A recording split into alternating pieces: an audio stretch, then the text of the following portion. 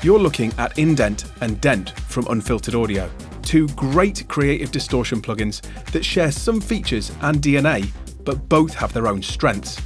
Indent, for example, is awesome for dialing in quick distortion tones and has the flexibility of independent saturation algorithms on both the input and output stages. Moving up to its big brother Dent, you can see that this sports a much richer feature set. It's truly a sonic playground for the dedicated sound designer, and with features like analog-style wave shaping, probability-based waveset processing, and a multi-mode bit crusher and sample rate reducer, you're free to create incredibly rich and complex distortion patches. Differences aside, Indent and Dent share things like the same modulation engine and resonant filtering. So they really do complement each other, and having them both on your system is incredibly useful so you can reach for the right one in the right situation. Let's take a look at a few audio examples being treated by both Indent and Dent so you can see where each one truly shines. Let's start by processing this retro style bass in this simple mix. Now I've got some soft clipping on the input stage and I'm going to mix that in as we start the playback. Now it's pretty subtle, but we're getting some nice harmonics and some great saturation. Now let's say you want to add some filtering, and I'll do that now by reducing the cutoff frequency and increasing the resonance slightly. But you can hear that we've drastically changed the tone. That's because the filtering is occurring after our input stage soft clipper. To reintroduce some harmonics, I'm going to up the output stage distortion with a hard clipper. And of course, it's incredibly easy to add some modulators to add variation. I'll add an input follower to the cutoff frequency and a sine wave LFO to the resonance for an even more dynamic patch.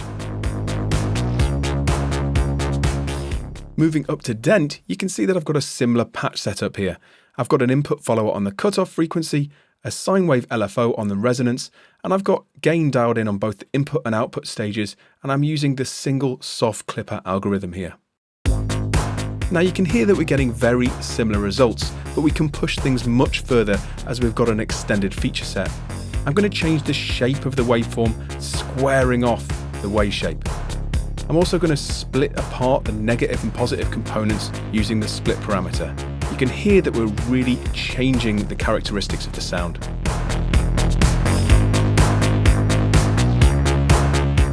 We can also use the bit crusher and the sample rate reduction to add extra flavor.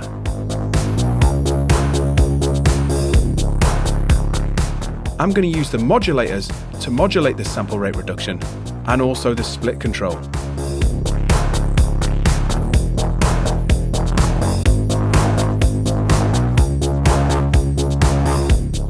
So as you can see, we can dial things in extremely quickly with Indent, but we can push things further with Dent thanks to the extra parameters we've got available. For this example, let's take a quick look at how we can apply two different kinds of processing, one with Indent and then one with Dent, to a simple synth string patch. This instance of Dent is already applying a little bit of clipping and also some filtering, so let's take a listen to that.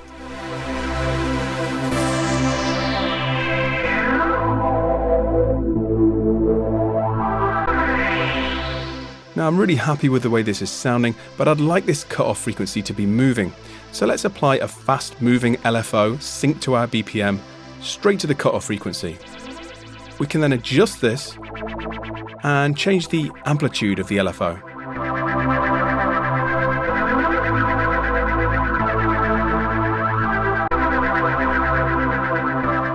I also want to apply a slow moving LFO, also synced to the same destination. I'm going to fine tune this as well.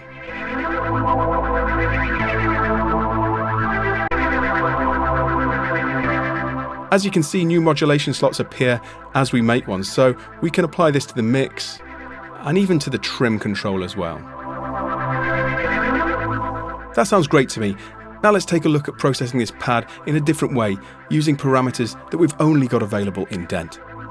So here's a patch that I created earlier in Dent. It's processing the same synth string, but it really demonstrates how the extra parameters and the extra modulation destinations go a long way when it comes to programming more complicated sounds. Let's have a listen and then I'll explain exactly what's going on here.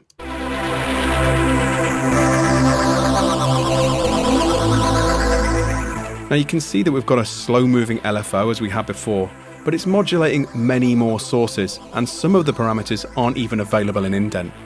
So we've got the split control, the sample rate reduction, the bit depth, the cutoff frequency and the resonance all being modulated by LFOs. We've also got the probability parameters in the waveset processor being modulated as well.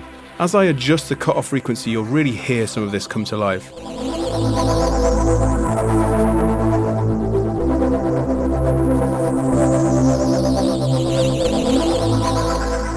Hopefully this has demonstrated how dent and indent really do go hand in hand, and they've both got their individual strengths. Indent is perfect for getting to your sound quickly, and the two separate saturation circuits on the input and output stages are really useful.